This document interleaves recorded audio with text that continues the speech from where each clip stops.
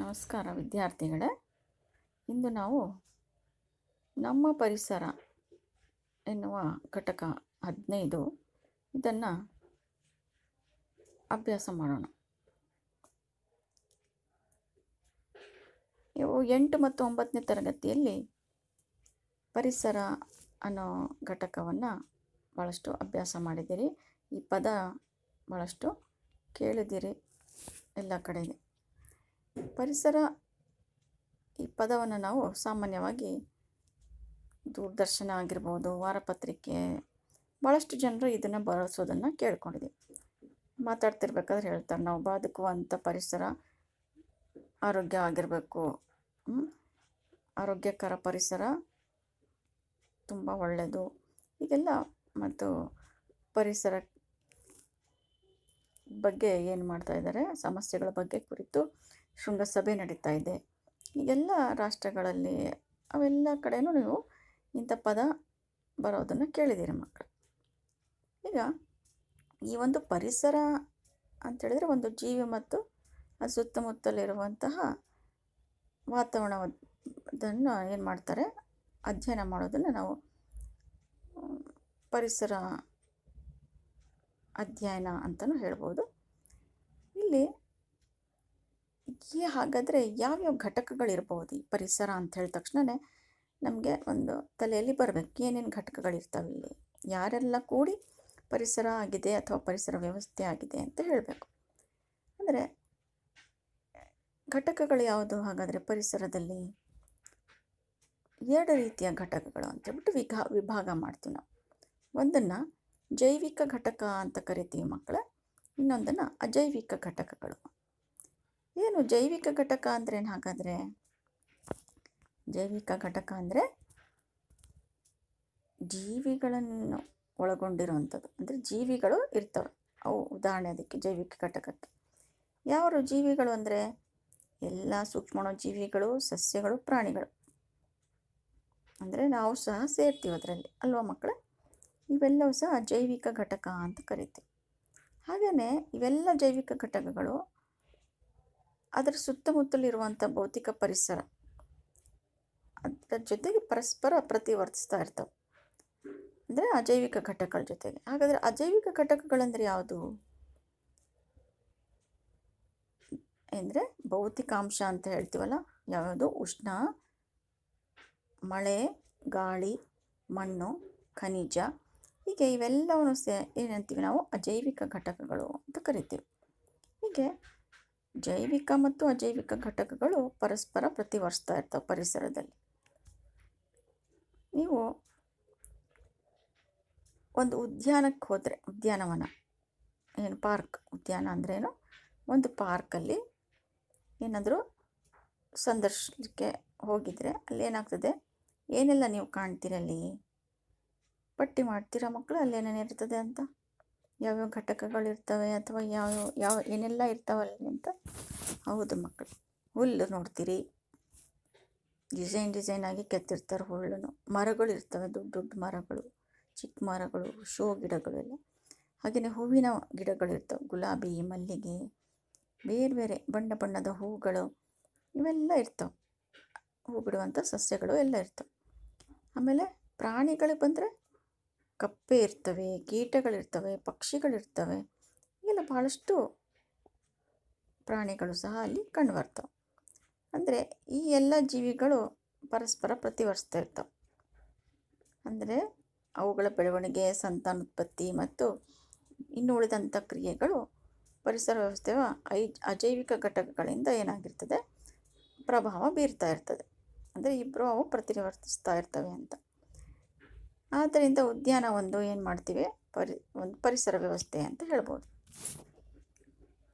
ಅದರಲ್ಲಿ ಪರಿಸರ ವ್ಯವಸ್ಥೆಯಲ್ಲಿ ಭಾಳಷ್ಟಿದಾವೆ. ಜಲ ಪರಿಸರ ವ್ಯವಸ್ಥೆ, ನೆಲ ಪರಿಸರ ವ್ಯವಸ್ಥೆ, ಮರುಭೂಮಿ ಪರಿಸರ ವ್ಯವಸ್ಥೆ, ಹೀಗೆ ಬೇರೆ ಬೇರೆ ಪರಿಸರ ವ್ಯವಸ್ಥೆಗಳು ಇದ್ದಾವೆ. ಅದರಲ್ಲಿ ಪರಿಸರ ವ್ಯವಸ್ಥೆ ಅಂದರೆ ಕೆರೆ, ನದಿ, ಸರೋವರ, ಸಮುದ್ರ ಇವೆಲ್ಲ ಬರ್ತವೆ. ಹಾಗೆ ನೆಲ ಪರಿಸರ ವ್ಯವಸ್ಥೆಯಲ್ಲಿ ಅರಣ್ಯಗಳು, ಆಮೇಲೆ ಉದ್ಯಾನವನ ಇವೆಂಥವೆಲ್ಲ ನೆಲ ಪರಿಸರ ವ್ಯವಸ್ಥೆಗೆ ಬರ್ತವೆ.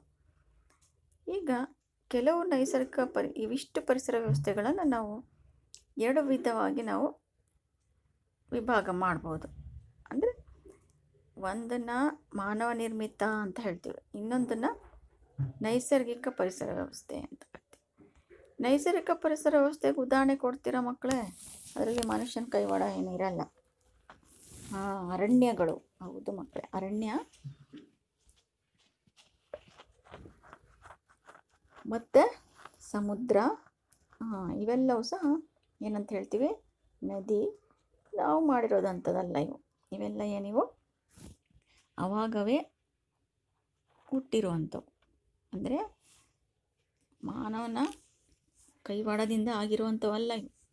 ಅಂಥವಕ್ಕೆ ನಾವು ನೈಸರ್ಗಿಕ ನಿಸರ್ಗದಲ್ಲೇ ಹುಟ್ಟಿರುವಂಥವು ನೈಸರ್ಗಿಕವಾಗಿ. ಆದರೆ ಕೆಲವು ಇರ್ತಾವೆ, ಕೆಲವು ಪರಿಸರ ವ್ಯವಸ್ಥೆ ನಾವು ಮಾಡ್ತೀವಿ, ಅಂದರೆ ನಮ್ಮ ಮಾನವನಿಂದ ನಿರ್ಮಿಸಿರ್ತಾರೆ. ಅದನ್ನು ನಾವೇನಂತ ಕರಿತೀವಿ, ಮಾನವ ನಿರ್ಮಿತ ಅಥವಾ ಕೃತಕ ಪರಿಸರ ವ್ಯವಸ್ಥೆಗಳು ಅಂತ ಕರಿತೀವಿ. ಉದಾಹರಣೆ ಹೇಳ್ತೀರಾ ಮಕ್ಕಳೇ ಕೃತಕ ಪರಿಸರ ವ್ಯವಸ್ಥೆಗೆ?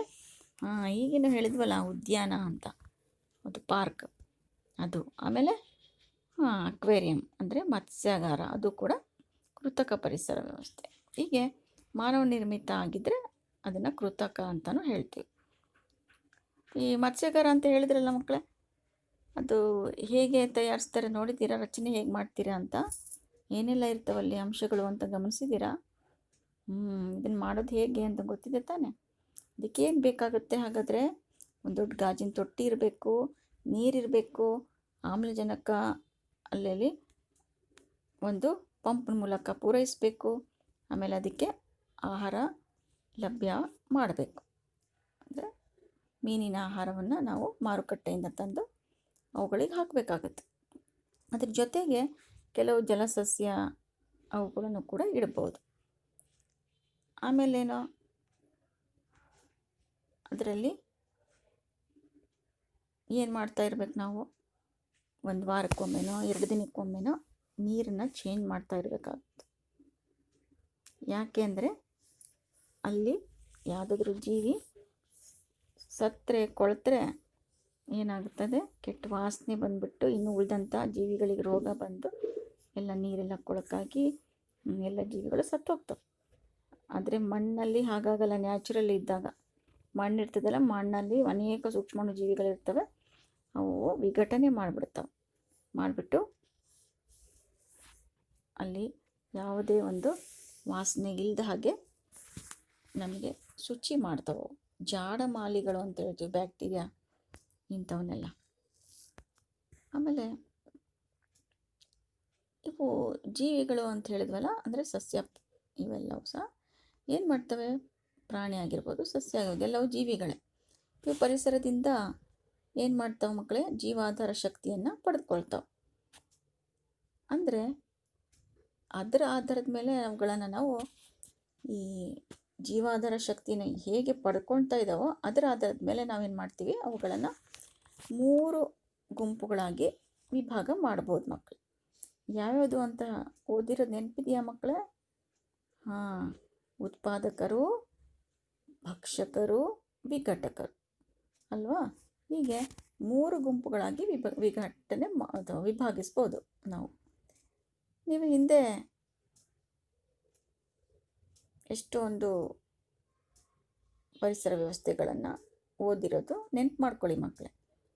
ಇಲ್ಲಿ ಯಾವ ಜೀವಿಗಳು ಪತ್ರಹರಿತ್ತಿನ ಉಪಸ್ಥಿತಿಯಲ್ಲಿ ಸೂರ್ಯನ ವಿಕಿರಣ ಶಕ್ತಿಯನ್ನು ಬಳಸ್ಕೊಂಡು, ಅಂದರೆ ನೀರವಯವ ಪದಾರ್ಥಗಳಿಂದ ಸಕ್ಕರೆ ಮತ್ತು ಪಿಷ್ಟ ಅಂದರೆ ಸಾವಯವ ಸಂಯುಕ್ತಗಳನ್ನು ಉತ್ಪಾದನೆ ಮಾಡ್ಕೊಳುತ್ತೋ ಯಾವೊಂದು ಕ್ರಿಯೆಯಿಂದ ಮಕ್ಕಳೇ? ದ್ಯುತಿ ಸಂಶ್ಲೇಷಣೆ ಕ್ರಿಯೆ ಮೂಲಕ ಆಹಾರ ತಯಾರಿಸ್ಕೊಳ್ತಾವಲ್ಲ. ಯಾರು ತಯಾರಿಸ್ಕೊಳ್ತವೆ? ಹಸಿರು ಸಸ್ಯಗಳು. ಇವೆಲ್ಲವೂ ಸಹ ತಮ್ಮ ಆಹಾರ ತಾವೇ ತಯಾರಿಸ್ಕೊಳ್ತಾವಲ್ಲ, ಇವುಗಳಿಗೆ ನಾವು ಉತ್ಪಾದಕ ಜೀವಿಗಳು ಅಂತ ಕರಿತೀವಿ ಮಕ್ಕಳು. ತಮ್ಮ ಆಹಾರ ತಾವೇ ತಯಾರಿಸ್ಕೊಳ್ತಾವೆ ಅಂಥವುಗಳಿಗೆ ಉತ್ಪಾದಕರು ಅಂತ ಕರಿತೀವಿ. ಇದರ ಉದಾಹರಣೆಗಳಿಗೆ ಹೇಳ್ತೀವಿ ನಾವು. ಕೆಲವು ಬ್ಯಾಕ್ಟೀರಿಯಾನು ಕೂಡ ಬರ್ತವೆ, ಆಮೇಲೆ ಎಲ್ಲ ಹಸಿರು ಸಸ್ಯಗಳು ಸಹ ಬರ್ತವೆ. ಉತ್ಪಾದಕ ಜೀವಿಗಳು ಅಂತ ಹೇಳ್ತೀವಿ. ಗೊತ್ತಾಯ್ತಾ ಮಕ್ಕಳೇ? ಉತ್ಪಾದಕರು ಅಂದರೆ ಯಾವುದು ಅಂತ? ತಮ್ಮ ಆಹಾರ ತಾವೇ ತಯಾರಿಸ್ಕೊತಾವೆ. ಯಾವುದರ ಸಹಾಯದಿಂದ? ಅದರಲ್ಲಿರುವಂಥ ರಾಸಾಯನಿಕಗಳ ಪದಾರ್ಥಗಳ ಸಹಾಯದಿಂದ. ಅಂದರೆ ಹಸಿರು ಸಸ್ಯಗಳಾದರೆ ಅದರಲ್ಲಿ ಏನಿರುತ್ತೆ? ಹರಿತಿರ್ತದೆ. ಕಾರ್ಬನ್ ಡೈಆಕ್ಸೈಡ್ ಬಳಸ್ಕೊಂಡು, ನೀರು ಬಳಸ್ಕೊಂಡು, ಸೂರ್ಯನ ಕಿರಣಗಳನ್ನು ಬಳಸ್ಕೊಂಡು ಆಹಾರವನ್ನು ತಯಾರಿಸ್ಕೊತಾವೆ. ಅದಕ್ಕೋಸ್ಕರ ಅವುಗಳಿಗೆ ಉತ್ಪಾದಕರು ಅಂತ ಕರಿತೀವಿ. ಅಂದರೆ ಜೀವಿಗಳು ತಮ್ಮ ಪೋಷಣೆಗಾಗಿ ಉತ್ಪಾದಕರನ್ನು ಏನು ಮಾಡಿದ್ದೀವಿ? ನೇರವಾಗಿ ಅಥವಾ ಪರೋಕ್ಷವಾಗಿ ಅವಲಂಬಿತ ಆಗಿದ್ದೀವಿ ನಾವೆಲ್ಲರೂ. ಉತ್ಪಾದಕ ಜೀವಿಗಳು ಉತ್ಪಾದನೆ ಮಾಡಿದಂಥ ಆಹಾರ ಏನು ಮಾಡ್ತಾಯಿದ್ದೀವಿ? ನೇರವಾಗಿ ಅಥವಾ ಭಕ್ಷಕ ಜೀವಿಗಳನ್ನು ಪರೋಕ್ಷವಾಗಿ ಭಕ್ಷಿಸುವ ಜೀವಿಗಳನ್ನೇ ನಾವು ಭಕ್ಷಕರು ಅಂತ ಕರಿತೀವಿ ಮಕ್ಕಳೇ. ಅಂದರೆ ಯಾರು ಉತ್ಪಾದಕ ಜೀವಿಯನ್ನು ಡೈರೆಕ್ಟ್ಲಿ ಆರ್ ಇಂಡೈರೆಕ್ಟ್ಲಿ ತಿನ್ನೋದಕ್ಕೆ ಅವಲಂಬಿಸಿರ್ತಾರೋ ಅವುಗಳನ್ನು ನಾವೇನಂತೀವಿ? ಭಕ್ಷಕರು ಅಂತ ಕರಿತೀವಿ.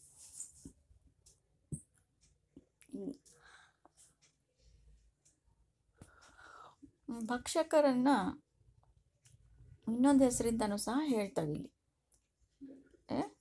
ಪ್ರಾಥಮಿಕ ಭಕ್ಷಕರು ಅಂತ ಹೇಳ್ತೀವಲ್ಲ, ಪ್ರಾಥಮಿಕ ಭಕ್ಷಕರು ಅಂದರೆ ಯಾರ್ಯಾರು ಬರ್ತಾರೆ? ಎಲ್ಲ ಸಸ್ಯಾಹಾರಿಗಳು, ಅವೆಲ್ಲವೂ ಸಹ ಪ್ರಾಥಮಿಕ ಭಕ್ಷಕರು ಅಂತ. ದ್ವಿತೀಯ ಭಕ್ಷಕರು ಮಾಂಸಾಹಾರಿಗಳಾಗಿರ್ತವೆ ಅಥವಾ ಸರ್ವಹಾರಿಗಳು ಸಹ ಆಗಿರ್ಬೋದು, ಪರಾವಲಂಬಿಗಳು ಸಹ ಆಗಿರ್ಬೋದು. ಹಂಗಂದ್ರೆಲ್ಲ ಗೊತ್ತಲ್ಲ. ಸಸ್ಯಾಹಾರಿ ಅಂದರೆ ಸಸ್ಯವನ್ನು ಆಹಾರವಾಗಿ ತಿನ್ನುವಂಥವು. ಮಾಂಸಾಹಾರಿ ಅಂದರೆ ಪ್ರಾಣಿಗಳನ್ನು ಆಹಾರವಾಗಿ ತಿಂತಾವೆ. ಹಾಗೆಯೇ ಸರ್ವಹಾರಿ ಅಂದರೆ ಏನು ಮಾಡ್ತೀವಿ? ಅದನ್ನು ಬೇರೆ ಬೇರೆ ವಿಧಗಳಾಗಿ ವರ್ಗೀಕರಿಸ್ಬೋದು. ಪ್ರತಿಯೊಂದು ವರ್ಗಗಳ ಭಕ್ಷಕರಿಗೆ ಉದಾಹರಣೆಯನ್ನು ನಾವು ನೀಡ್ತೀವಿ. ನೀವು ಮತ್ಸ್ಯಗಾರ ಶುಚಿಗೊಳಿಸದೇ ಇದ್ದರೆ ಮೀನುಗಳು ಏನಾಗ್ತವೆ ಮಕ್ಕಳೇ? ಎಲ್ಲವೂ ಅದರಲ್ಲಿ ಸತ್ತಿ ಹೋಗಿರ್ತವೆ. ಸತ್ತಾಗ ಏನಾಗುತ್ತೆ? ಬ್ಯಾಕ್ಟೀರಿಯಾ ಮತ್ತು ಶಿಲೀಂಧ್ರಗಳು ಆ ಜೀವಿಗಳನ್ನು, ತ್ಯಾಜ್ಯಗಳನ್ನು ವಿಘಟನೆ ಮಾಡ್ತವೆ. ಆಮೇಲೆ ಸೂಕ್ಷ್ಮಾಣುಜೀವಿಗಳು ಸಂಕೀರ್ಣ ಸಾವಯವ ಪದಾರ್ಥಗಳನ್ನು ಸರಳ ನೀರವಯವ ಪದಾರ್ಥಗಳಾಗಿ ವಿಘಟಿಸೋದ್ರಿಂದ ಅವುಗಳನ್ನು ನಾವು ವಿಘಟಕರು ಅಂತ ಕರಿತೀವಿ. ಈ ನೀರವಯವ ಪದಾರ್ಥಗಳು ಪುನಃ ಸಸ್ಯಗಳಿಂದ ಹೀರಿಕೆ ಆಗಬೇಕು. ಹೀರಿಕೆ ಆದರೆ ಏನಾಗ್ತದೆ? ಅದು ಯಾವುದೇ ರೀತಿಯಲ್ಲಿ ಅಲ್ಲಿ ವ್ಯವಸ್ಥೆ ಹಾಳಾಗಲ್ಲ. ಆದರೆ ಅವುಗಳ ಅನುಪಸ್ಥಿತಿಯಲ್ಲಿ ಏನಾಗುತ್ತೆ? ಗೊತ್ತಿಲ್ಲ ಏನಾಗುತ್ತೆ ಅಂತ. ಅನಾಹುತ ಆಗುತ್ತೆ. ಅದರಲ್ಲಿ ನಾವೇನು ಮಾಡ್ತೀವಿ? ಮಾಂಸಾಹಾರಿಗಳೇನಾದರೂ ಬಿಟ್ಬಿಟ್ರೆ ಅಲ್ಲಿದ್ದಂಥ ಎಲ್ಲ ಸಣ್ಣ ಮೀನುಗಳನ್ನು ಅವು ತಿಂದಾಕ್ಬಿಡ್ತಾವೆ ಅಲ್ವಾ? ಹೀಗೆ ಎಚ್ಚರ ವಹಿಸಿ ನಾವು ಮತ್ಸ್ಯಾಗಾರವನ್ನು ತಯಾರಿಸ್ಬೇಕು ಮಕ್ಕಳು. ಈಗ ಇಲ್ಲಿ ಒಂದು ನಿಮಗೆ ಅಭ್ಯಾಸ ಪುಸ್ತಕದಲ್ಲಿ ಒಂದು ಆಹಾರ ಸರಪಳಿಯನ್ನು ಕೊಟ್ಟಿದ್ದಾರೆ. ಅದನ್ನು ರಚಿಸಲಿಕ್ಕೆ ಇಲ್ಲಿ ಉದಾಹರಣೆ, ನೀವು ಆಹಾರ ಸರಪಳಿ ಅಂದರೆ ಏನು ಅದನ್ನು ತಿಳ್ಕೊಂಡ್ಮೇಲೆ ಗೊತ್ತಾಗುತ್ತೆ ಏನೇನು ಬರಿಬೋದು ಅಲ್ಲಂತ.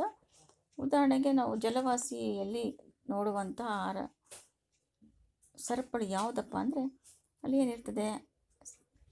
ಅಲ್ಲಿ ಹಸಿರು ಆಲ್ಗೆಗಳು ಭಾಳಷ್ಟು ಇರ್ತವೆ ಜಲದಲ್ಲಿ. ಆ ಆಲ್ಗೆಯನ್ನು ಅಂದರೆ ಶೈವಲಗಳನ್ನು ತಿನ್ನುವಂಥವು ಅನೇಕ ಕೀಟಗಳಿರ್ತವೆ, ಹುಳುಗಳಿರ್ತವೆ. ಅದನ್ನು ತಿನ್ನುವಂಥ ಸಣ್ಣ ಸಣ್ಣ ಮೀನುಗಳಿರ್ತವೆ ಅಲ್ವಾ? ಇದು ಒಂದು ಆಹಾರ ಸರಪಳಿ ಅಂತ ಹೇಳ್ತೀವಿ. ಅಂದರೆ ಆಹಾರ ಸರಪಳಿ ಅಂದರೆ ಏನು? ಒಂದನ್ನು ಇನ್ನೊಂದು ಭಕ್ಷಿಸುವಂಥ ಜೀವಿಗಳ ಸರಣಿ. ಇಲ್ಲಿ ನೋಡಿ ಚಿತ್ರದಲ್ಲಿ ತೋರಿಸ್ತಾ ಇದ್ದೀವಿ ನಾವು. ಜೈವಿಕ ಮಟ್ಟಗಳಲ್ಲಿ ಭಾಗವಹಿಸುವಂಥ ಜೀವಿಗಳು ಒಂದು ಆಹಾರ ಸರಪಳಿಯನ್ನು ರೂಪಿಸ್ತೇವೆ. ಏನಾಗಿದೆ ನೋಡಿ ಇಲ್ಲಿ ಆಹಾರ ಸರಪಳಿ ಪ್ರತಿಯೊಂದು ಹಂತವನ್ನು ಸಹ ವೀಕ್ಷಣೆ ಮಾಡಿ. ಮೊದಲನೇದು ಇಲ್ಲಿ ಮರಗಳು ಕಾಣ್ತಾ ಇದ್ದಲ್ಲ, ಇದು ಉತ್ಪಾದಕ ಜೀವಿಗಳು. ಹಸಿರು ಸಸ್ಯಗಳನ್ನು ಏನಂತೀವಿ? ಉತ್ಪಾದಕ ಜೀವಿಗಳು. ಸಂಖ್ಯೆಯಲ್ಲಿ ಎಷ್ಟಿದಾವೆ ಮಕ್ಕಳೇ ಉತ್ಪಾದಕ ಜೀವಿಗಳು? ಅನೇಕ ಇದಾವಲ್ವ. ಈ ಉತ್ಪಾದಕ ಜೀವಿಗಳನ್ನು ತಿನ್ನುವಂಥವು ಯಾವ್ಯಾವುದು? ಹಸಿರು ಹುಲ್ಲು ಅಂಥವೆಲ್ಲ ತಿನ್ನೋವು, ಎಲೆ ಅವೆಲ್ಲ ತಿನ್ನೋದು ಯಾರು? ಪ್ರಾಥಮಿಕ ಭಕ್ಷಕರು. ಅಂದರೆ ಜಿಂಕೆ, ಜಿರಾಫೆ, ಇಂಥ ಮೊಲ ಇಲ್ಲ ಇಂಥವೆಲ್ಲ ಬರ್ತವೆ ಪ್ರಾಥಮಿಕ ಭಕ್ಷಕ ಜೀವಿಗಳು. ಹಾಗಾದರೆ ಈ ಜೀವಿಗಳನ್ನು ತಿನ್ನುವಂಥವು, ಭಕ್ಷಿಸುವಂಥವು ಅವು ದ್ವಿತೀಯ ಭಕ್ಷಕರು ಅಂತ ಹೇಳ್ತೀವಿ. ಅದು ಮಾಂಸಾಹಾರಿಗಳಾಗಿರ್ತವೆ ಯಾವಾಗಲೂ ಕೂಡ, ಅಥವಾ ಮಿಶ್ರಾಹಾರಿಗಳು ಆಗಿರ್ಬೋದು. ಹೀಗೆ ಇದು ಒಂದು ಆಹಾರ ಸರಪಳಿ. ಎಲ್ಲಿ ತೋರಿಸಿದ್ದೀವಲ್ಲ ಅದು ಕಾಡಿನಲ್ಲಿರುವಂಥ ಆಹಾರ ಸರಪಳಿ. ಎಂಥದ್ದು? ಕಾಡಿನಲ್ಲಿ ಒಂದು ಸರಳವಾಗಿರುವಂಥ ಆಹಾರ ಸರಪಳಿ ತೋರಿಸಿದ್ದೀವಿ. ಆಮೇಲೆ ಹುಲ್ಲುಗಾವಲಿನಲ್ಲಿರುವಂಥ ಆಹಾರ ಸರಪಳಿ ಬರೀರಿ ಅಂದರೆ ಏನು ಹೇಳಬೇಕಲ್ಲಿ? ಹುಲ್ಲಿದೆ, ಹುಲ್ಲನ್ನು ತಿನ್ನುವಂಥದ್ದು ಮಿಡತೆ ಇದೆ, ಮಿಡತೆಯನ್ನು ತಿನ್ನಲಿಕ್ಕೆ ಕಪ್ಪೆ ಇದೆ, ಕಪ್ಪೆಯನ್ನು ಯಾರು ತಿಂತಾರೆ? ಹಾವುಗಳು ಭಕ್ಷಿಸ್ತವೆ. ಹಾಗೆಯೇ ಹಾವನ್ನು ಭಕ್ಷಿಸೋದು ಯಾರು? ಹದ್ದು. ಇಲ್ಲಿ ನೋಡಿ ಪೋಷಣ ಸ್ತರಗಳು ಅಂತ ಕರಿತೀವಿ. ಎಷ್ಟು ಪೋಷಣ ಸ್ತರಗಳಿದಾವೆ ನೋಡಿ, 1 2 3 4 5 ಇದಾವೆ. ಆದರೆ ಭಾಳ ಕಡೆಗೆ ಎಲ್ಲೋ ಒಂದು ಕಡೆಗೆ 5 ಇರ್ಬೋದು, ಆದರೆ ಹೆಚ್ಚಿನ ಕಡೆ ನೋಡಿದಾಗ ನಮಗೆ ಈ ಪೋಷಣ ಸ್ತರಗಳು ಭಾಳಷ್ಟು ಕಂಡು ಬರಲ್ಲ. ಮ್ಯಾಕ್ಸಿಮಮ್ ಅಂದರೆ ಅತಿಯಾಗಿ ಕಾಣೋದು 4 ಅಷ್ಟೆ. ಇನ್ನು 5ಕ್ಕಿಂತ ಹೆಚ್ಚು 6 7 ಇರಲ್ಲ. ಯಾಕೆ ಅಂತ ಕೇಳಿದರೆ, ಇಲ್ಲಿ ನೋಡಿ ಹುಲ್ಲುಗಾವನಲ್ಲಿ ಇರುವಂಥ ಒಂದು ಆಹಾರ ಸರಪಳಿನೂ ಸಹ ಇಲ್ಲಿ ನೀಡಿದ್ದಾರೆ. ಕೆರೆಯಲ್ಲಿರುವಂಥದ್ದು ಸಹ ತೋರಿಸಿದ್ದಾರೆ. ಕೆರೆಯಲ್ಲಿ ಏನಿದೆ?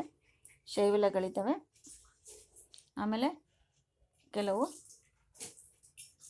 ಕ್ರ್ಯಾಬ್ಸು ಅಥವಾ ಅದನ್ನು ತಿನ್ನುವಂಥ ಕ್ರಸ್ಟೇಷನ್ಸ್ ಇದ್ದಾವೆ, ಫಿಶಸ್ ಇದ್ದಾವೆ ಅಥವಾ ಮೀನುಗಳಿದ್ದಾವೆ, ಮೀನುಗಳನ್ನು ತಿನ್ನುವಂಥ ಹಕ್ಕಿಗಳಿದ್ದಾವೆ. ಇದು ಕೂಡ ಒಂದು ಏನಂತ ಹೇಳ್ಬೋದು? ಆಹಾರ ಸರಪಳಿ. ಈಗ ನಿಮಗೆ ಪರೀಕ್ಷೆಯಲ್ಲಿ ಮಕ್ಕಳೇ ಕಾಡಿನಲ್ಲಿ ಇರುವಂಥ ಒಂದು ಆಹಾರ ಸರಪಳಿ ಬರೀರಿ ಅಂದರೆ ಎ ಅಂತ ಇದೆಯಲ್ಲ ಅದರಲ್ಲಿ ಬರಿಬೋದು. ಬಿ ಬರೀರಿ ಅಂದರೆ ಹುಲ್ಲುಗಾವನಲ್ಲಿರುವಂಥದ್ದು. ಹಾಗೆಯೇ ಸಿ ಯಲ್ಲಿರೋದು ಕೆರೆಯಲ್ಲಿ ಕಂಡುಬರುವಂಥ ಆಹಾರ ಸರಪಳಿ. ಹೀಗೆ ಆಹಾರ ಸರಪಳಿ ನೀವು ಚಿತ್ರನೇ ಬಿಡಿಸ್ಬೇಕಂತೇನಿಲ್ಲ, ಅದರ ಹೆಸರುಗಳನ್ನು ಬರೆದ್ರೆ ಸಾಕು. ಹುಲ್ಲು, ಮಿಡತೆ, ಕಪ್ಪೆ, ಹಾವು, ಹದ್ದು ಅಂತ. ಆ್ಯರೋ ಮಾರ್ಕ್ ಕರೆಕ್ಟಾಗಿ ಹಾಕಬೇಕು ಮಕ್ಕಳು. ಏನು? ಬಾಣದ ಗುರುತು ಯಾರು ಯಾರನ್ನ ಭಕ್ಷಿಸ್ತಿದ್ದಾರೆ ಅನ್ನೋದನ್ನು ಇಲ್ಲಿ ಸೂಚಿಸ್ತದೆ.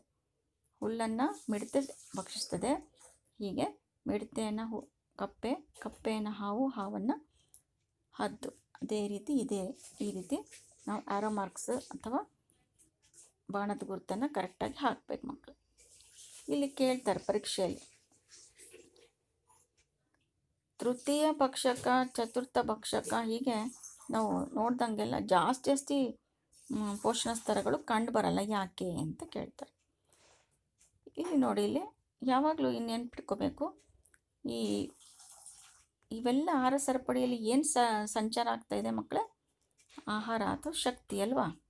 ಆಹಾರ, ಇಲ್ಲಿರುವಂಥ ಆಹಾರ ಪದಾರ್ಥ ಇದು ಸೇರಿಸ್ತು ಅಂದರೆ ಇಲ್ಲಿರುವಂಥ ಶಕ್ತಿಯನ್ನು ಇದಿಗೆ ಬಂತು. ಜಿಂಕೆಗೆ ಹುಲ್ಲಿನಲ್ಲಿರುವಂಥದ್ದು, ಜಿಂಕೆಯಿಂದ ಹುಲಿಗೆ ಹೋಯಿತು, ಹುಲಿ ಅಥವಾ ಸಿಂಹಕ್ಕೆ ಅಲ್ವಾ? ಹೀಗೆ ಏನಾಗ್ತಾ ಇದ್ದಾವೆ? ಶಕ್ತಿ ಸಂಚಾರ ಆಗ್ತಾಯಿದೆ. ಹೇಗೆ ಸಂಚಾರ ಆಗ್ತಿದೆ? ಈಗ ನೋಡಿ, ಇಲ್ಲಿ ಈ ಜಿಂಕೆ ಹುಲ್ಲನ್ನು ತಿಂತು ಅಥವಾ ಹಸಿರು ಎಲೆಯನ್ನು ತಿಂತು. ಎಲೆಯಲ್ಲಿರೋ ಶಕ್ತಿ ಜಿಂಕೆಗೆ ಬಂತು, ಆದರೆ ಜಿಂಕೆಯಲ್ಲಿರೋ ಶಕ್ತಿ ಮತ್ತೆ ಹುಲ್ಲಿಗೆ ಬರೋಕ್ಕೆ ಸಾಧ್ಯನಾ? ಗಿಡಕ್ಕೆ ಮರಳುತ್ತಾ ವಾಪಸ್ಸು? ಇಲ್ಲ, ಮರಳೋದಿಲ್ಲ. ಅದಕ್ಕೋಸ್ಕರ ನಾವೇನಂತೀವಿ? ಶಕ್ತಿ ಸಂಚಾರ ಇದೆಯಲ್ಲ ಅದು ಏಕ ರೂಪ ಅಥವಾ ಏನಾಗಿರ್ತದೆ? ಒಂದು ದಿಕ್ಕಿನಲ್ಲಿ ಮಾತ್ರ ಹರಿಯುತ್ತೆ ಅಂತ ಹೇಳ್ತೀವಿ. ಅದಕ್ಕೆ ನಾವು ಏಕಮುಖ ಶಕ್ತಿ ಸಂಚಾರ ಅಂತ ಕರಿಬೋದು. ಏಕಮುಖವಾಗಿ ಚಲಿಸುತ್ತೆ. ಇದನ್ನು ಕಿಂಡ್ಮ್ಯಾನ್ ಹೇಳ್ತಿರ್ತಾನೆ. ಆಮೇಲೆ ಶಕ್ತಿ ಸಂಚಾರ ಆಗಬೇಕಾದ್ರೆ ಕೇವಲ 1 2 3 4 ಅತಿ ಹೆಚ್ಚಂದರೆ 5 ಎಲ್ಲೋ ಒಂದೊಂದು ಕಡೆಗೆ ಅಪರೂಪಕ್ಕೆ ಕಂಡುಬರ್ತವೆ ಪೋಷಣ ಸ್ತರಗಳು. ಯಾಕೆ ಹೀಗೆ ಹೆಚ್ಚಿಗೆ ಯಾಕೆ ಕಂಡುಬರಲ್ಲ ಅಂತ ಕೇಳ್ತಾರೆ. ಯಾಕೆ ಅಂತೇಳಿದ್ರೆ, ಮುಂದಕ್ಕೆ ಹೋದಂಗೆಲ್ಲ ಶಕ್ತಿ ಏನಾಗುತ್ತೆ? ಕಡಿಮೆ ಆಗ್ತಾ ಹೋಗುತ್ತೆ.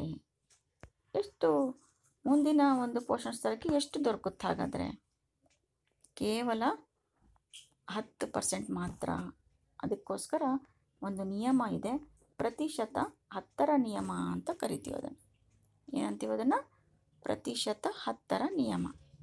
ಇದರ ಪ್ರಕಾರ ಕೇವಲ 10% ಮಾತ್ರ ಮುಂದಿನ ಪೋಷಣ ಸ್ತರಕ್ಕೆ ಸರಬರಾಜಾಗುತ್ತೆ. ಇನ್ನು ಉಳಿದಂಥದ್ದು 90% ಏನಾಗುತ್ತೆ? ಅದು ಉಷ್ಣದ ರೂಪದಲ್ಲಿ ನಷ್ಟ ಆಗ್ತಿರ್ತದೆ.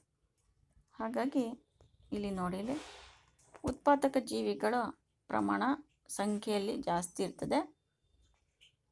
ಪ್ರಾಥಮಿಕ ಭಕ್ಷಕರು ಅದಕ್ಕಿಂತ ಸ್ವಲ್ಪ ಕಮ್ಮಿ ಇರ್ತವೆ. ದ್ವಿತೀಯ ಭಕ್ಷಕರು ಅದಕ್ಕಿಂತ ಕಡಿಮೆ. ತೃತೀಯ ಭಕ್ಷಕರು ಕಡಿಮೆ. ತೃತೀಯ ಭಕ್ಷಕರನ್ನು ಭಕ್ಷಿಸೋರು ಕೆಲವೊಂದು ಹತ್ರ ಇರೋದೇ ಇಲ್ಲ. ಯಾಕೆ ಅಂದರೆ ಶಕ್ತಿ ಅಲ್ಲಿ ತನಕ ಸಂಚಾರ ಆಗೋದಿಲ್ಲ, ವ್ಯರ್ಥ ಆಗ್ತಾ ಹೋಗುತ್ತೆ, ಶಕ್ತಿ ಕಡಿಮೆ ಆಗ್ತಾ ಹೋಗ್ತಿರ್ತದೆ. ಒಂದು ಪೋಷಣದಿಂದ ಮತ್ತೊಂದು ಪೋಷಣ ಸ್ತರಕ್ಕೆ ಏನಾಗುತ್ತೆ, ಶಕ್ತಿ ಕಡಿಮೆ ಆಗ್ತಾ ಇರುತ್ತದೆ, ಕಳೆದು ಹೋಗುತ್ತೆ ಉಷ್ಣದ ರೂಪದಲ್ಲಿ. ಅದು ಅಂದರೆ ಹಾಗಾಗಿ ಇಲ್ಲೇನಾಗುತ್ತೆ, ಇಲ್ಲಿ ಈ ಚಿತ್ರದಲ್ಲಿ ನೋಡಿ ನೀವು, ಅನೇಕ ಆಹಾರ ಸರಪಳಿಗಳಿದ್ದಾವೆ ಇದರಲ್ಲಿ. ಆದರೆ ಒಂದು ಆಹಾರ ಸರಪಳಿಯಲ್ಲಿರೋ ಆಹಾರವನ್ನು ಇನ್ನೊಂದು ಆಹಾರ ಸರಪಳಿಯಲ್ಲಿರುವಂಥ ಜೀವಿನೂ ಕೂಡ ಅದಕ್ಕೆ ಭಕ್ಷಣೆ ಮಾಡ್ತಾ ಇದೆ. ಅಂದರೆ ಇದು ಒಳಕೊಂಡಿ ಅಥವಾ ಆಹಾರ ಜಾಲ ಅಂತ ಕರಿತೀವಿ ನಾವು. ಆಹಾರ ಜಾಲ ಅಂತ ಕರಿತೀವಿ. ಒಂದು ಜೀವಿ ಅನೇಕ ಜೀವಿಗಳಿಂದ ಭಕ್ಷಿಸಲ್ಪಡೋದು ಅಂಥದನ್ನು ನಾವು ಆಹಾರ ಜಾಲ ಅಂತ ಕರಿತೀವಿ. ಅಂದರೆ ಭೂಪರಿಸರ ವ್ಯವಸ್ಥೆ ಅಂದರೆ ಯಾವುದಂತ ಹೇಳಿದರೆ ನಾವು ಅರಣ್ಯ, ಹಾಗೆಯೇ ಹುಲ್ಲುಗಾವಲು, ಮರುಭೂಮಿ ಇವೆಲ್ಲವೂ ಸಹ ಭೂಪರಿಸರ ವ್ಯವಸ್ಥೆಗೆ ಉದಾಹರಣೆಗಳು. ಇಲ್ಲಿ ಆಹಾರ ಶಕ್ತಿಯನ್ನು ಸಸ್ಯಗಳೇನು ಮಾಡ್ತಾವೆ, 1% ಮಾತ್ರ ಸೆರೆ ಹಿಡಿತಾವೆ. ಇಲ್ಲಿ ಹಸಿರು ಸಸ್ಯಗಳು ಪ್ರಾಥಮಿಕ ಭಕ್ಷಕ ಅಂತ ಹೇಳ್ತಾ ಇದ್ವಲ್ಲ, ಅವು ಅದನ್ನು ಸೇವಿಸಿದಾಗ ಅದರ ಪ್ರಮಾಣ, ಶಕ್ತಿ ಪ್ರಮಾಣ ಏನಾಗುತ್ತೆ, ಶಾಖದ ರೂಪದಲ್ಲಿ ಕಳ್ಕೊಂಡು ಹೋಗುತ್ತೆ. ಸ್ವಲ್ಪ ಪ್ರಮಾಣ ಜೀರ್ಣಕ್ರಿಯೆಗೆ ಕೆಲಸ ಮಾಡಲು ಅದು ಬಳಕೆ ಆಗುತ್ತೆ. ಇನ್ನೂ ಸ್ವಲ್ಪ ಭಾಗ ಬೆಳವಣಿಗೆ ಆಗಲಿಕ್ಕೆ, ಸಂತಾನೋತ್ಪತ್ತಿ ಆಗೋಕ್ಕೆ ಬಳಕೆ ಆಗುತ್ತೆ. ಆದರೆ ಉಳಿಯೋದೆಷ್ಟು, ಕೇವಲ 10% ಮಾತ್ರ. ಈ 10% ಅಷ್ಟು ಶಕ್ತಿ ಏನಾಗುತ್ತೆ, ಮುಂದಿನ ಪೋಷಣ ಸ್ತರಕ್ಕೆ ವರ್ಗಾವಣೆ ಆಗ್ತಾ ಇರ್ತದೆ, ಅಂದರೆ ಮುಂದಿನ ಹಂತದ ಭಕ್ಷಕರಿಗೆ ಲಭ್ಯ ಆಗುತ್ತೆ. ಆದ್ದರಿಂದ ಪ್ರತಿ ಹಂತದಲ್ಲಿ ಕಂಡುಬರುವ ಸಾವಯವ ಪದಾರ್ಥದ ಪ್ರಮಾಣ ಸರಾಸರಿ ಮುಂದಿನ ಹಂತದ ಭಕ್ಷಕರಿಗೆ ತಲುಪುವ ಪ್ರಮಾಣ ಎಷ್ಟು, ಕೇವಲ 10% ಅಥವಾ 10% 10 ಅಂತ ಹೇಳ್ತೀವಿ. ಹೀಗೆ ಭಕ್ಷಕರ ಮುಂದಿನ ಹಂತಕ್ಕೆ ಸ್ವಲ್ಪ ಮಾತ್ರ ಶಕ್ತಿ ಲಭ್ಯ ಆಗ್ತಾ ಇರೋದ್ರಿಂದ ಆಹಾರ ಸರಪಳಿಗಳು ಸಾಮಾನ್ಯವಾಗಿ ಎಷ್ಟು ಹಂತಗಳಲ್ಲಿ ನಾವು ನೋಡ್ಬೋದು ಮಕ್ಕಳೇ, ಕೇವಲ 3-4 ಅಷ್ಟೇ. ಅದು ಪರೀಕ್ಷೆಯಲ್ಲಿ ಕೇಳ್ತಾರೆ ಯಾಕೆ ಹೀಗೆ ಅಂತ, ಆಗ ಬರಿಬೇಕು ನೀವು. 4 ಪೋಷಣ ಸ್ತರಗಳ ನಂತರ ಕನಿಷ್ಠ ಪ್ರಮಾಣದ ಶಕ್ತಿ ಉಳಿದಿರುತ್ತೆ ಅದಕ್ಕೆ ಅಂತ ಬರಿಬೇಕು. ಆಮೇಲೆ ಸಾಮಾನ್ಯವಾಗಿ ಪರಿಸರ ವ್ಯವಸ್ಥೆ ಕೆಳಗಿನ ಪೋಷಣ ಸ್ತರದಲ್ಲಿ ಜೀವಿಗಳ ಸಂಖ್ಯೆ ಎಷ್ಟಿರುತ್ತೆ, ಭಾಳ ಹೆಚ್ಚಾಗಿರುತ್ತೆ. ಅಂದರೆ ಅಧಿಕವಾಗಿರೋದು ಯಾವುದು, ಉತ್ಪಾದಕರ ಸಂಖ್ಯೆ ಬಹಳನೇ ಅಧಿಕವಾಗಿರ್ತದೆ. ಯಾರು ಉದಾಹರಣೆಗೆ ಉತ್ಪಾದಕ ಅಂದ ತಕ್ಷಣ ಯಾವ್ದು ಬರಿಬೇಕು ನಾವು, ಹಸಿರು ಸಸ್ಯಗಳು ಅಂತ ಬರಿಬೇಕು. ಹೀಗೆ ಆಹಾರ ಸರಪಳಿಗಳ ಉದ್ದ ಮತ್ತು ಸಂಕೀರ್ಣತೆಯಲ್ಲಿ ಬಹಳ ವ್ಯತ್ಯಾಸನ ನಾವು ನೋಡ್ತೀವಿ. ಪ್ರತಿಯೊಂದು ಜೀವಿ ಸಾಮಾನ್ಯವಾಗಿ ಅನೇಕ ಜೀವಿಗಳಿಂದ ತಿನ್ನಲ್ಪಡುವ, ಅಂದರೆ 2 ಅಥವಾ ಹೆಚ್ಚು ವಿಧದ ಜೀವಿಗಳಿಂದ ತಿನ್ನಲ್ಪಟ್ಟರೆ ಅಲ್ಲಿ ಈ ಒಂದು ರೀತಿಯ ಸಂಬಂಧವನ್ನು ನಾವು ನೇರ ರೇಖೆ ಆಹಾರ ಸರಪಳಿ ಬದಲಿಗೆ ಆಹಾರ ಜಾಲ ಅಂತ ಹೇಳ್ತೀವಿ. ಅಥವಾ ಆಹಾರ ಜಾಲ ಅಂದರೆ ಏನು, ಕವಲು ಹೊಡೆದಿರುವಂಥ ಸರಪಳಿಗಳು ಭಾಳಷ್ಟು ಇರ್ತವೆ ಇಲ್ಲಿ.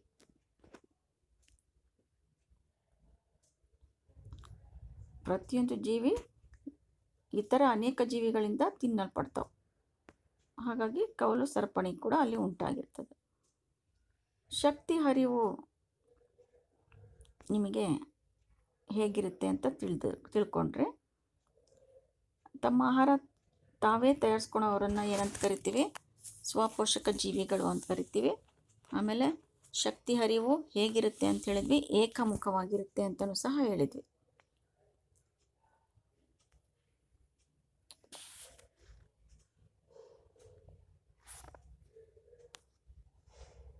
ನಂತರ ಏನಾಗುತ್ತೆ ನೋಡಿ ಮಕ್ಕಳೇ,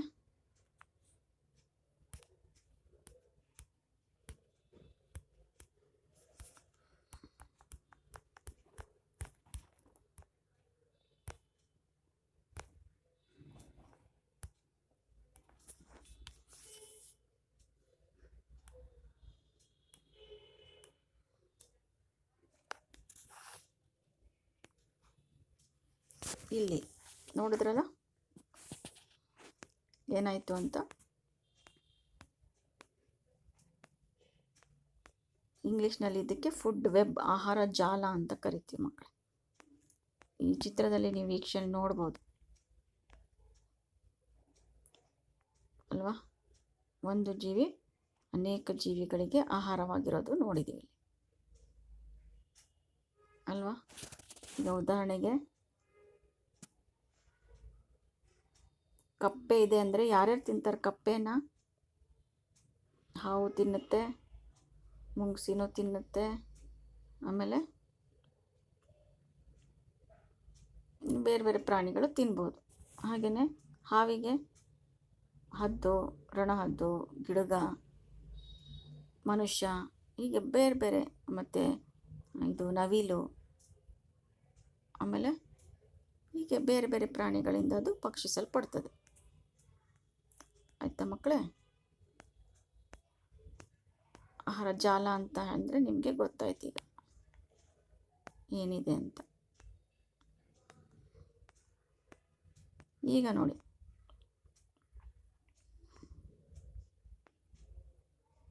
ಶಕ್ತಿ ಯಾವಾಗಲೂ ಏನಾಗ್ತಾ ಇರ್ತದೆ, ಕಡಿಮೆ ಆಗ್ತಾ ಹೋಗ್ತಾ ಇರ್ತದೆ ಮೇಲಕ್ಕೆ ಹೋದಂಗೆಲ್ಲ. ಒಂದು ಪರಿಸರ ವ್ಯವಸ್ಥೆಯಲ್ಲಿ ಶಕ್ತಿ ಹರಿವನ್ನು ತೋರಿಸೋ ಚಿತ್ರ ಬರೀರಿ ಅಂದರೆ ಈ ರೀತಿ ಬರಿಬೇಕು. ಮೊದಲು ಸೂರ್ಯನ ಶಕ್ತಿಯನ್ನು ಉತ್ಪಾದಕರು ಹೀರ್ಕೊಳ್ತಾರೆ ಹೆಚ್ಚಾಗಿ. ಅಲ್ಲಿಂದ ಅಲ್ಲಿ ಶಕ್ತಿ ಸಸ್ಯಾಹಾರಿಗಳಿಗೆ ಬರ್ತದೆ, ಸಸ್ಯಾಹಾರಿಗಳಿಂದ ಮಾಂಸಾಹಾರಿಗಳಿಗೆ ಬರುತ್ತೆ, ಉನ್ನತ ಮಾಂಸಾಹಾರಿಗಳಿಗೆ ವರ್ಗಾವಣೆ ಆಗುತ್ತೆ. ಅದರಲ್ಲಿ ಜೀವಿಗಳ ಸಂಖ್ಯೆನೂ ಕೂಡ ಕ್ರಮೇಣ ಕಡಿಮೆ ಆಗ್ತಾ ಹೋಗುತ್ತಿಲ್ಲ. ಹಾಗಾಗಿ ಈ ರೀತಿ ಪಿರಮಿಡ್ ನೇರವಾಗಿರುವಂಥದ್ದು ನೋಡ್ಬೋದು ನಾವು. ಆಹಾರ ಸರಪಳಿಯ ಮತ್ತೊಂದು ಆಸಕ್ತಿದಾಯಕ ವಿಷಯ ಅಂದರೆ ಏನಪ್ಪ ಅದು ಅಂತೇಳಿದ್ರೆ, ಏನು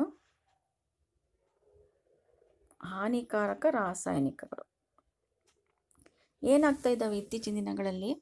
ಹಾನಿಕಾರಕ ರಾಸಾಯನಿಕಗಳು ನಮ್ಮ ದೇಹವನ್ನು ಆಹಾರ ಸರಪಳಿ ಮೂಲಕ ಸೇರ್ತಾ ಹೋಗ್ತಾ ಇದ್ದಾವೆ.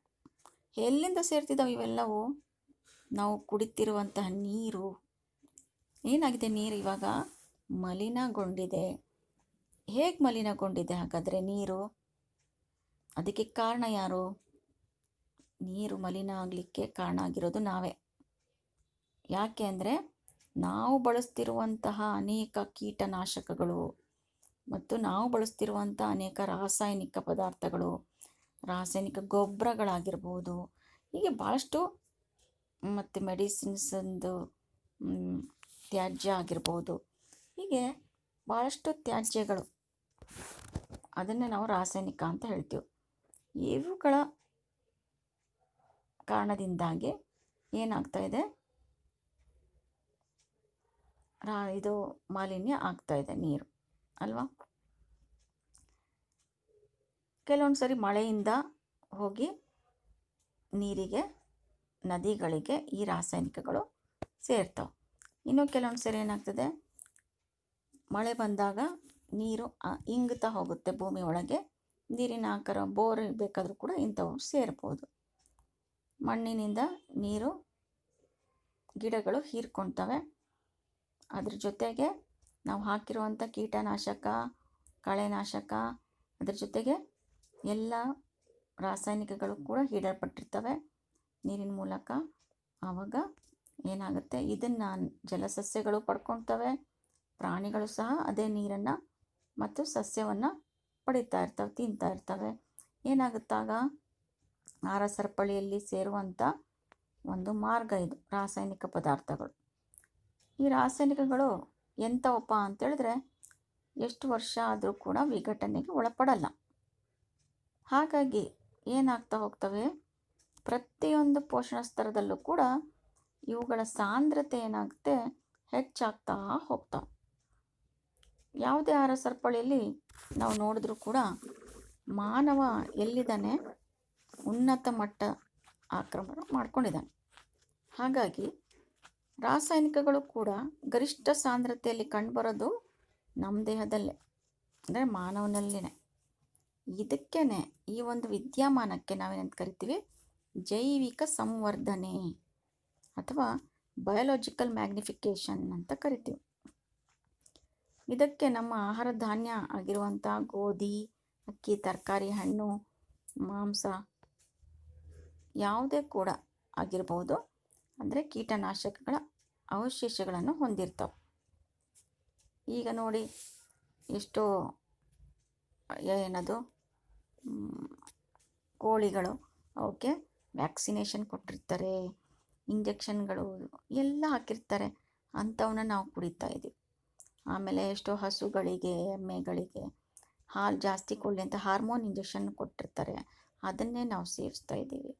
ಹೀಗೆ ಕೆಲವು ಕುರಿಗಳಿಗೆ ಮತ್ತು ಬೇರೆ ಬೇರೆ ಪ್ರಾಣಿಗಳಿಗೆ ಮಾಂಸ ಪ್ರಮಾಣ ಜಾಸ್ತಿ ಆಗಲಿ ಅಂತ ಅಲ್ಲೂ ಕೂಡ ಅಷ್ಟೇ ಇಂಜೆಕ್ಷನ್ಸ್ ಬಳಸ್ತಾರೆ. ಅಲ್ಲೂ ಕೂಡ ಏನಾಗ್ತದೆ, ಅದ್ರ ಪರಿಣಾಮನೂ ಕೂಡ ನಾವು ಅನುಭವಿಸ್ಬೇಕಾಗುತ್ತೆ. ಹೀಗೆ ಅನೇಕ ಪರಿಣಾಮ ನಮ್ಮ ಮೇಲೆ ಬೀರ್ತಾ ಇದ್ದಾವೆ. ಅವಶೇಷಗಳು ನಮ್ಮ ದೇಹದಲ್ಲಿ ಉಳ್ಕೊಳ್ಳಲಿಕ್ಕೆ ಪ್ರಾರಂಭ ಆಗ್ತವೆ. ಆಮೇಲೆ ಈ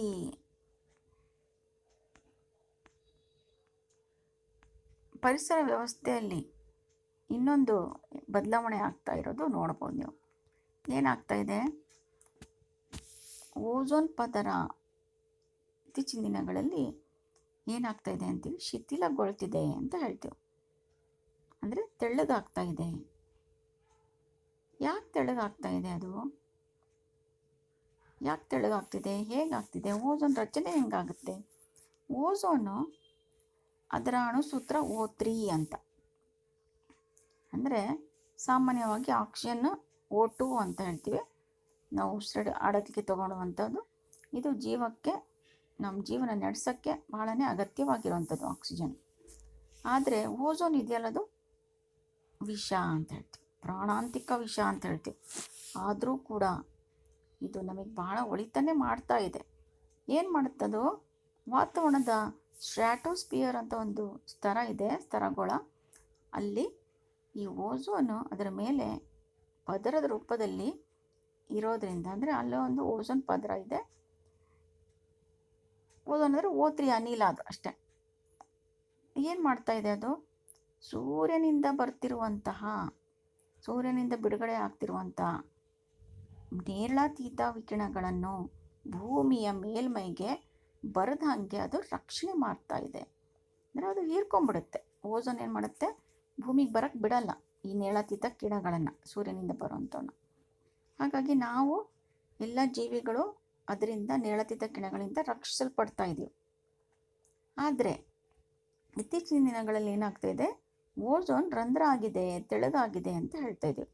ಹಾಗಾಗಿ ಏನಾಗ್ತಾ ಇದ್ದಾವೆ, ಸೂರ್ಯನಿಂದ ಬಿಡುಗಡೆ ಆಗ್ತಿರುವಂಥ ನೇರಳಾತೀತ ಕಿರಣಗಳು ನೇರವಾಗಿ ಮಾನವನಲ್ಲಿ, ಅದರಲ್ಲೂ ಒಂದು ಭಯಂಕರವಾಗಿರುವಂಥ ರೋಗವನ್ನು ಉಂಟು ಮಾಡ್ತಾ ಇದೆ.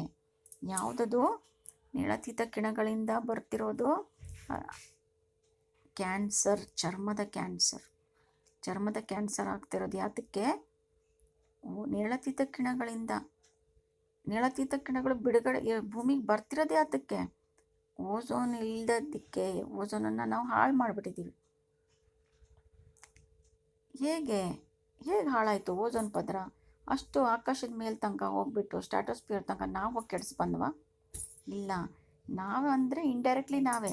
ಹೇಗೆ, ನಾವು ಬಳಸ್ತಿರುವಂಥ ಅನೇಕ ಉಪಕರಣಗಳು. ಯಾವ ಉಪಕರಣಗಳು ಬಳಸ್ತಾ ಇದ್ದೀವಿ ನಾವು? ಓಝೋನ್ ಅನಿಲವನ್ನು ಹಾಳು ಮಾಡುವಂಥ ಒಂದು ಅನಿಲ ನಾವು ಬಳಸುವಂಥ ಉಪಕರಣದಿಂದ ಬಿಡುಗಡೆ ಆಗ್ತಾಯಿದೆ. ಉದಾಹರಣೆಗೆ ಯಾವುದು ಅಂದರೆ ಈ CFC ಅಂತ, ಕ್ಲೋರೋಫ್ಲೋರೋಕಾರ್ಬನ್. ಈ CFC ಕ್ಲೋರೋಫ್ಲೋರೋಕಾರ್ಬನ್ ಇದ್ದಾವಲ್ಲ, ಅವೇನು ಮಾಡುತ್ತಪ್ಪ ಅಂತೇಳಿದ್ರೆ, ಸ್ಟ್ರಾಟೋಸ್ಪಿಯರಿಗೆ ಹೋಗ್ಬಿಟ್ಟು ಅಲ್ಲಿ ಇರುವಂತಹ O3 ಇದೆಯಲ್ಲ, ಅದನ್ನು ವಿಭಜನೆ ಮಾಡುತ್ತೆ. ವಿಭಜನೆ ಆದ ತಕ್ಷಣವೇ O3 ಇದ್ದಿದ್ದು O2 ಮತ್ತು O ಆಗಲಿಕ್ಕೆ ಪ್ರಾರಂಭ ಆಗುತ್ತೆ. ಆಮೇಲೆ ಈ ಪರಮಾಣುಗಳು ಏನಾಗ್ತವೆ, ಆಕ್ಸಿಜನ್ ಅಣುಗಳೊಂದಿಗೆ ಸೇರಿ ಓಝೋನ್ ರೂಪ ಆಗ್ತಾ ಇದ್ವು ಮೊದಲು. ಆದರೆ ಇವಾಗ ಏನಾಗ್ತಿದೆ, CFC ಜೊತೆ ಸೇರಿ O ಬಿಡುಗಡೆ ಆಗಿತ್ತಲ್ಲ ಒಂದು, ಈ O ಜೊತೆಗೆ ಸೇರಿಕೊಂಡು ಏನಾಗುತ್ತೆ, CFC ಅದನ್ನು ತನ್ನ ಜೊತೆಗೆ ಸೇರ್ಕೊಂಡ್ಬಿಡುತ್ತೆ. ಆವಾಗ O3 ಇದ್ದಿದ್ದು O2 ಆಗಿ ಉಳಿಯುತ್ತೆ, ಇಲ್ಲಿದ್ರೆ O ಆಗಿ ಉಳಿಯುತ್ತೆ. ಹಾಗಾಗಿ ಅಲ್ಲಿ O3 ಇಲ್ದಂಗೆ ಆಗ್ತದೆ.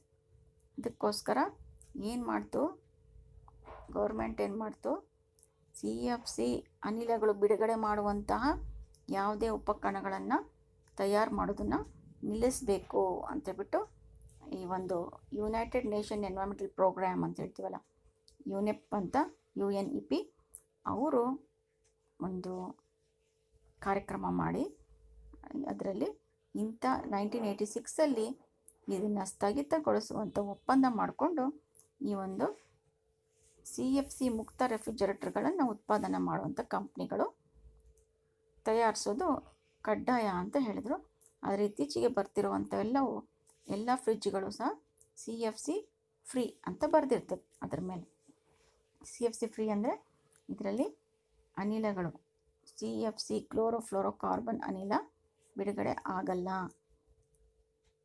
ಬಿಡುಗಡೆ ಆದರೆ ನಮಗೇನು ತೊಂದರೆ ಮಾಡಲ್ಲ. ಇವು ಯಾರನ್ನು ತೊಂದರೆ ಮಾಡ್ತಾ ಇದೆ, ಓಝೋನನ್ನು ತೊಂದರೆ ಮಾಡ್ತಾ ಇದೆ. ಓಝೋನ್ ತಯಾರಾಗೋದು ನೇರಳಾತೀತ ಕಿರಣಗಳು ಸೇರಿಕೊಂಡು ಇದ್ದಾಗ O2 ಇದ್ದಿದ್ದು O3 ಆಗ್ತಾಯಿದೆ. O2 + O ಸೇರಿ O3 ಆಗ್ತಾಯಿದೆ ನೇರಳಾತೀತ ಕಿರಣಗಳ ಸಮ್ಮುಖದಲ್ಲಿ. ಆದರೆ ನಾವು ಬಳಸ್ತಿರುವಂತಹ CFC ಅನಿಲಗಳಿದ್ದಾವಲ್ಲ, ಕ್ಲೋರೋಫ್ಲೋರೋಕಾರ್ಬನ್, ಇವುಗಳ ಬಳಕೆಯಿಂದ ಏನಾಗ್ತಾ ಇದೆ, ಅಲ್ಲಿ ರಚನೆ ಆಗಿರುವಂಥ ಓಝೋನ್ O3 ಮತ್ತು ವಿಭಾಗ ಆಗ್ತಾಯಿದೆ. ವಿಭಾಗಕ್ಕೆ ಕ್ಲೋರಿನ್ ಜೊತೆಗೆ ಸೇರ್ಕೊಳ್ತಾ ಇದೆ. ಇದು ಒಂದು CFC ಅಣು ಇದೆಯಲ್ಲ, ಒಂದು ಅಣು ಲಕ್ಷಗಟ್ಟಲೆ ಓಝೋನ್ ಅಣುಗಳನ್ನು ನಾಶ ಮಾಡುವಂಥ ಚೈನ್ ಲಿಂಕ್ ರೂಪದಲ್ಲಿ ತನ್ನ ಕ್ರಿಯೆಯನ್ನು ಮಾಡ್ತದೆ. ಹಾಗಾಗಿ ತುಂಬ ಹೆಚ್ಚಿನ ಪ್ರಮಾಣದಲ್ಲಿ ಓಝೋನ್ ಪದರ ಹಾಳಾಗಲಿಕ್ಕೆ ಕಾರಣ ಆಗಿದೆ ಮಕ್ಕಳು.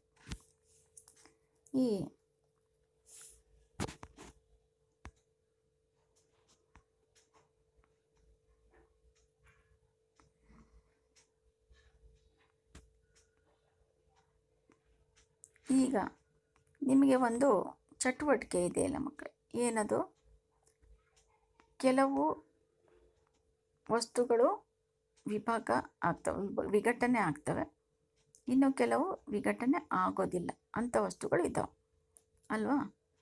ಈಗ ಯಾವ್ಯಾವುದವು, ಯಾಕೆ ವಿಭಾಗ ಆಗ್ತವೆ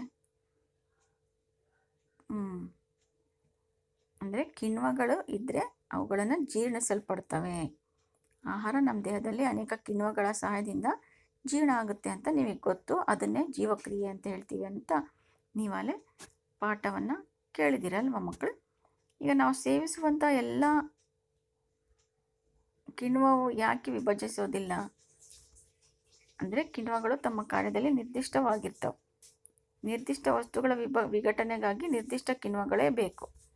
ಅದಕ್ಕಾಗಿ ನಾವು ಕಲ್ಲಿದ್ದಲನ್ನು ತಿನ್ನಲು ಪ್ರಯತ್ನಿಸಿದರೆ ಯಾವುದೇ ಶಕ್ತಿ ನಮಗೆ ದೇಹಕ್ಕೆ ದೊರೆಯಲ್ಲ. ಪ್ಲಾಸ್ಟಿಕ್ಗಳಂಥ ಮಾನವ ನಿರ್ಮಿತ ವಸ್ತುಗಳು ಬ್ಯಾಕ್ಟೀರಿಯಾ ಅಥವಾ ಕೊಳೆತಿನಿಗಳಿಂದ ವಿಭಜನೆ ಆಗೋದಿಲ್ಲ. ಶಾಖ ಮತ್ತು ಒತ್ತಡದಂಥ ಭೌತ ಪ್ರಕ್ರಿಯೆಗಳು ಈ ವಸ್ತುಗಳ ಮೇಲೆ ಏನು ಮಾಡ್ತಾ ಇರ್ತವೆ, ವರ್ತಿಸ್ತವೆ. ಆದರೆ ನಮ್ಮ ಪರಿಸರದಲ್ಲಿ ಕಂಡುಬರುವ ಸುತ್ತುವರೆದ ಪರಿಸ್ಥಿತಿಗಳಲ್ಲಿ ಇದು ದೀರ್ಘಕಾಲದವರೆಗೂ ಸಹ ಇರ್ತಾವೆ ಮಕ್ಕಳು. ಅಂದರೆ ಜೈವಿಕ ಕ್ರಿಯೆಗಳಿಂದ ವಿಭಜಿಸಲ್ಪಡುವ ವಸ್ತುಗಳನ್ನು ನಾವು ಏನಂತ ಕರಿತೀವಿ, ಜೈವಿಕ ವಿಘಟನೆಗೆ ಒಳಗಾಗುವ ವಸ್ತುಗಳು ಅಂತ ಕರಿತೀವಿ. ಇದಕ್ಕೆ ನೀವೇನು ಮಾಡಬೇಕು, ಒಂದು ಚಟುವಟಿಕೆನ ನಡೆಸಿ. ನಿಮ್ಮ ಮನೆಯಲ್ಲಿ ಇರುವಂತಹ ಎಲ್ಲ ವಸ್ತುಗಳನ್ನು ಸಂಗ್ರಹ ಮಾಡಿ. ತರಕಾರಿ ಸಿಪ್ಪೆ, ಆಮೇಲೆ ಕಾಗದದ ಚೂರುಗಳು, ಆಮೇಲೆ ಯಾವುದಾದ್ರೂ ಟೂತ್ಪೇಸ್ಟ್ ಖಾಲಿಯಾಗಿರೋವಂಥ ಪ್ಲಾಸ್ಟಿಕ್ಕಿಂದು ಅಥವಾ ಮೆಟಲಿಂದು ಖಾಲಿ ಡಬ್ಬಿ, ಬ್ರಷ್ಷು, ಹಾಳಾಗಿರೋವೆಲ್ಲ ತೊಗೊಂಡು ಎಲ್ಲವೂ ಬೇರೆ ಬೇರೆ ಸಪ್ರೇಟಾಗಿ ಹೂತಾಕಿ ಮಾರ್ಕ್ ಮಾಡಿಕೊಂಡು ಗುರ್ತು ಮಾಡ್ಕೊಂಡು ಇಟ್ಕೊಳ್ಳಿ, ಯಾವ ಜಾಗದಲ್ಲಿ ಏನೇನು ಹಾಕಿದ್ದೀರಿ ಅಂತ. ಅದನ್ನು ಏನು ಮಾಡ್ತಿರ್ಬೇಕು, ನೀರು ಚಿಮ್ಮಿಸ್ಬೇಕು ಅದ್ರ ಮೇಲೆ. ಮತ್ತು 15 ದಿನಗಳಿಗೊಮ್ಮೆ ಅದು ಡಬ್ಬಗಳಲ್ಲಿ ಮಾಡಿಟ್ಕೊಳ್ಳಿ. 15 ದಿನಗಳಿಗೆ ಒಂದು ಸರಿ ಅದನ್ನು ಗೂರಾಡಿ ನೋಡ್ತಾ ಇರಿ. ನಿಮ್ಗೆ ಏನು ಅನಿಸುತ್ತೆ ನೋಡಿ ಅದರಲ್ಲಿ. ನೀವು ಹಾಕಿದ್ರಲ್ಲ ತರಕಾರಿ ಎಲೆ ಕಸ ಕಡ್ಡಿ ಅವೆಲ್ಲ ಮಣ್ಣಲ್ಲಿ ಅದೇನಾಗ್ಬಿಡ್ತದೆ, ಇರೋದೇ ಇಲ್ಲ. ಅಂದರೆ ಎಲ್ಲೋಯ್ತದು, ವಿಘಟನೆ ಆಗಿದೆ. ಆದರೆ ಇನ್ನೂ ಕೆಲವು ವಸ್ತುಗಳು ಹಾಗೆ ಉಳಿದಿರ್ತವೆ. ಕಾಗದನೂ ಏನಾಗಿರ್ತದೆ, ವಿಘಟನೆ ಆಗಿರ್ತದೆ. ಪ್ಲಾಸ್ಟಿಕ್ ಬ್ರಷ್ಷು, ಆಮೇಲೆ ಇನ್ನು ಬೇರೆವೆಲ್ಲ ಹಾಕಿದ್ರಲ್ಲ ನೀವು, ಟೂತ್ ಬ್ರಷ್ಷಿಂದು ಕವರು, ಹಾಲಿನ ಕವರು, ಇವೆಲ್ಲ ಹಾಗೆ ಉಳ್ಕೊಂಡಿದ್ದು. ಯಾಕೆ? ಅದು ಜೈವಿಕ ವಿಘಟನೆಗೆ ಒಳಪಡೋದಿಲ್ಲ. ಅಂದರೆ ಎಷ್ಟು ದಿನ ಬಿಟ್ಟರೂ ಕೂಡ, ವರ್ಷಾನುಗಟ್ಟಲೆ ಕೂಡ ಪರಿಸರದಲ್ಲದು ದೀರ್ಘಕಾಲದವರೆಗೆ ವಿಘಟನೆ ಆಗದಂಗೆ ಹಾಗೇ ಉಳ್ಕೊಳ್ತಾವೆ. ಅಂಥವನ್ನ ನಾವು ಜೈವಿಕ ವಿಘಟನೆಗೆ ಒಳಪಡದ ವಸ್ತುಗಳು ಅಂತ ಕರಿತೀವಿ. ಒಳಗಾಗದ ವಸ್ತುಗಳು. ಹಾಗೆ ಅದ್ರ ಬಗ್ಗೆ ಗೊತ್ತು ನಿಮಗೆ, ಎಕ್ಸಾಮಲ್ಲಿ ಕೇಳ್ಬೋದು. ಜೈವಿಕ ವಿಘಟನೆಗೆ ಒಳಪಡುವ ಮತ್ತು ಒಳಗಾಗದ ವಸ್ತುಗಳು. ಚರ್ಮ ವಿಘಟನೆ ಆಗುತ್ತೋ ಇಲ್ಲ ಮಕ್ಕಳೇ? ಹೌದು, ವಿಘಟನೆ ಆಗುತ್ತೆ. ಚರ್ಮದ ಚಪ್ಪಲು ವಿಘಟನೆ ಆಗುತ್ತೆ. ಆದರೆ ಸಿಂಥೆಟಿಕ್ ಚಪ್ಪಲು ವಿಘಟನೆಗೆ ಒಳಪಡಲ್ಲ. ಅದು ಕೃತಕ ಪ್ಲಾಸ್ಟಿಕ್ ಅದು. ಹಾಗಾಗಿ ಅದು ಜೈವಿಕ ವಿಘಟನೆ ಆಗಲ್ಲ. ಎಷ್ಟು ವರ್ಷ ಆದರೂ ಕೂಡ ಹಾಗೆ ಇದ್ಬಿಟ್ಟು ಪರಿಸರವನ್ನು ಹಾಳು ಮಾಡುತ್ತೆ. ಈಗ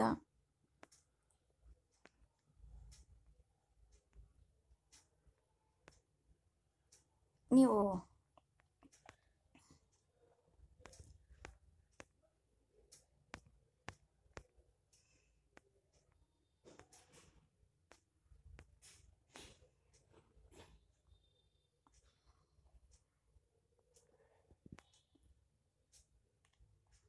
ಇತ್ತೀಚಿನ ದಿನಗಳಲ್ಲಿ ನೋಡಿರ್ಬೋದು, ಪರಿಸರವನ್ನು ಸ್ವಚ್ಛವಾಗಿಡಿಸ್ಬೇಕವು, ಮಾಲಿನ್ಯ ಮಾಡಬಾರ್ದು ಅಂತ ಹೇಳಿಬಿಟ್ಟು ನಾವು ಭಾಳಷ್ಟು ಕಾರ್ಯಕ್ರಮಗಳನ್ನು ನಡೆಸ್ತಾ ಇದ್ದೀವಿ.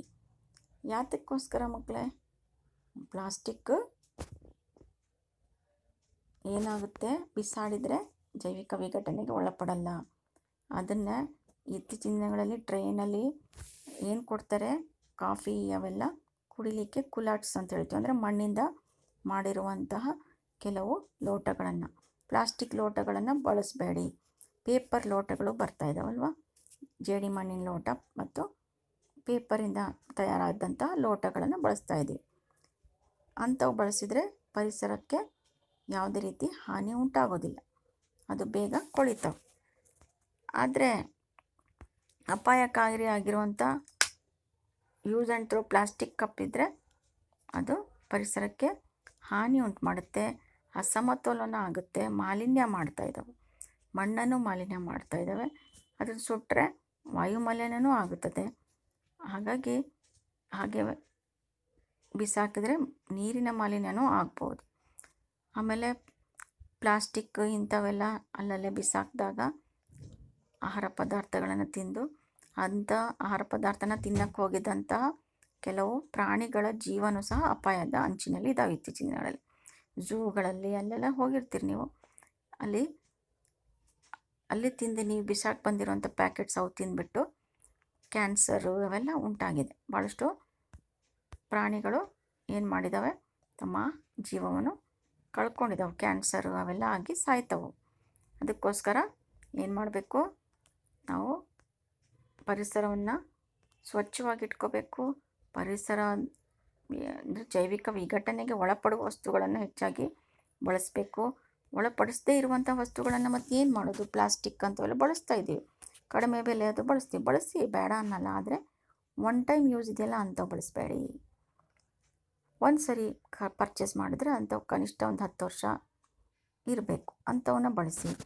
ಆದಮೇಲೆ ಏನು ಮಾಡಬೇಕು, ಅದನ್ನು ಅಷ್ಟು ವರ್ಷ ಬರಲಿಲ್ಲ, 5 ವರ್ಷ ಬಂತು, ಏನು ಮಾಡಬೇಕು, ಒಡೆದೋಯ್ತು ಪ್ಲಾಸ್ಟಿಕ್ ಕೊಡ, ಪ್ಲಾಸ್ಟಿಕ್ ಬಕೆಟು, ಇದೆಲ್ಲ ಒಡೆದ ಮೇಲೆ ಏನಾಗ್ತದೆ, ಮತ್ತು ಮರುಬಳಕೆ ಮಾಡಿ ಅಥವಾ ಪುನರ್ಬಳಕೆ, ಮರುಬಳಕೆ, ಮರುಚಕ್ರೀಕರಣ ಇಂಥವಕ್ಕೆಲ್ಲ ಅವುಗಳನ್ನು ಹಾಕಿ. ಹಳೆ ಕಾಗದ ಇದ್ದರೆ ಅದನ್ನು ಅಷ್ಟೇ ಏನು ಮಾಡಬೇಕು, ಮರುಚಕ್ರೀಕರಣ ಮಾಡಲಿಕ್ಕೆ ಬಳಸಿ. ಕಚ್ಚಾ ವಸ್ತುಗಳು ಕಡಿಮೆ ಆಗ್ತವೆ, ಮರ ಕಡಿಯೋದು ನಿಲ್ಲುತ್ತೆ. ಅಂದರೆ ಒಂದು ರಿಮ್ ಹಳೆ ತಯಾರಿಸೋಕ್ಕೆ ಎಷ್ಟೋ ಸಾವಿರ ಮರಗಳನ್ನು ನಾವು ಕತ್ತರಿಸ್ತೀವಿ. ಅದೆಲ್ಲ ತಡೆಗಟ್ಟಬೇಕು ಅಂತೇಳಿದ್ರೆ ನಾವು ಮರು ಬಳಕೆ, ಮರುಚಕ್ರೀಕರಣ, ಆಮೇಲೆ ರೀಸೈಕಲ್ ರಿಯೂಸ್ ಅಂತೆಲ್ಲ ಹೇಳ್ತೀವಲ್ಲ, ಅವನ್ನೆಲ್ಲ ಮಾಡಬೇಕು. ಮಾಡಿದಾಗ ನಾವು ಪರಿಸರ ಮಾಲಿನ್ಯ ಆಗೋದನ್ನು ಭಾಳಷ್ಟು ಮಟ್ಟಿಗೆ ತಪ್ಪಿಸ್ಬೋದು. ಆಯಿತಾ ಮಕ್ಕಳೇ? ಇಷ್ಟು ಈ ಘಟಕದಲ್ಲಿ ನೀವು ತಿಳಿದಂಥ ಅಂಶಗಳು. ಈ ಘಟಕವನ್ನು ನೀವೆಲ್ಲರೂ ಓದ್ಬಿಟ್ಟು ಏನು ಮಾಡಬೇಕು, ಪ್ರಶ್ನೆಗಳನ್ನು ಉತ್ತರಿಸಿ ಮಕ್ಕಳೇ. ಧನ್ಯವಾದಗಳು.